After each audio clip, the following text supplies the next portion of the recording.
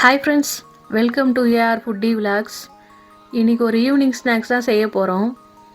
உருளைக்கிழங்கு recipe, potato balls இன்றைக்கி செய்ய போகிறோம். எப்படி செய்யலான்னு பார்க்கலாம் வாங்க. 1/2 kg உருளைக்கிழங்கு வாங்கிட்டு வந்து தோல் சீவி இந்த மாதிரி கட் பண்ணி எடுத்துக்கலாம் வாங்க. கட் பண்ண உருளைக்கிழங்கை வாஷ் பண்ணி தேவையான அளவுக்கு தண்ணி வச்சு நாம் கேஸில் வச்சு வேக வச்சு எடுத்துக்கலாம்.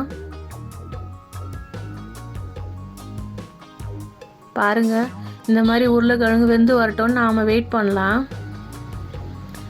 வெந்து வந்ததுக்கப்புறம் ஒரு பாத்திரத்தில் மாற்றி இந்த மாதிரி உருளைக்கிழங்கை நாம் மேஷ் பண்ணி எடுத்துப்போம். மேஷ் பண்ண உருளைக்கிழங்குல 2 டீஸ்பூன் சால்ட், காரத்துக்கு 2 டீஸ்பூன் தனி மிளகாய் தூள்,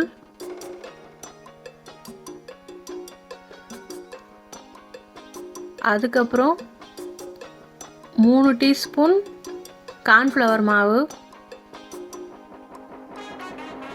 எல்லாமே சேர்த்து ஒன்றா கலந்துக்கலாம்.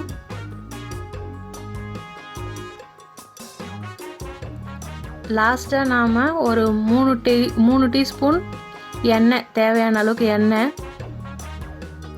இது வந்து நம்ம மாவு நல்லா கெட்டியாக உருண்டையாக வர ஷேப் வர்றதுக்கு இந்த எண்ணெயை நாம் யூஸ் பண்ணுறோம். இதுமாதிரி நல்லா கிளறி விட்டுக்கலாம்.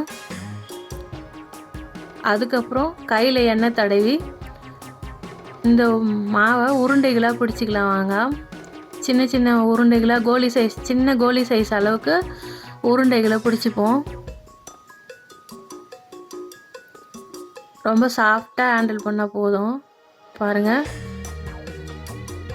இந்த மாதிரி உருண்டைகளை ரெடி பண்ணிக்கலாம். பாருங்கள், எவ்வளோ உருண்டைகள்லாம் எவ்வளோ சூப்பராக வந்திருக்கு பாருங்கள்.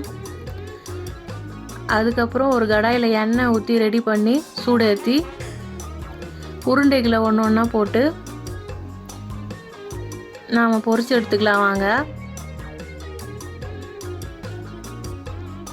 பாருங்கள், சூப்பரான பொட்டேட்டோ பால்ஸ் ரெடியாகி வந்துச்சு. எவ்வளோ கலர்ஃபுல்லாக இருக்குது பாருங்கள். அவ்வளோதாங்க, பொட்டேட்டோ பால்ஸ் ரெடி. இது குழந்தைங்களுக்கு ஸ்நாக்ஸாக கூட கொடுக்கலாம். ஈவினிங் டைமில் டீ கூட சாப்பிடும்போது சூப்பராக இருக்கும். மழை காலத்தில் ஒரு ஸ்நாக்ஸாக செஞ்சு சாப்பிடும்போது சூப்பராக இருக்கும். நீங்களும் வீட்டில் ட்ரை பண்ணி பாருங்கள். ட்ரை பண்ணி பார்த்துட்டு கமெண்ட்டில் சொல்லுங்கள்.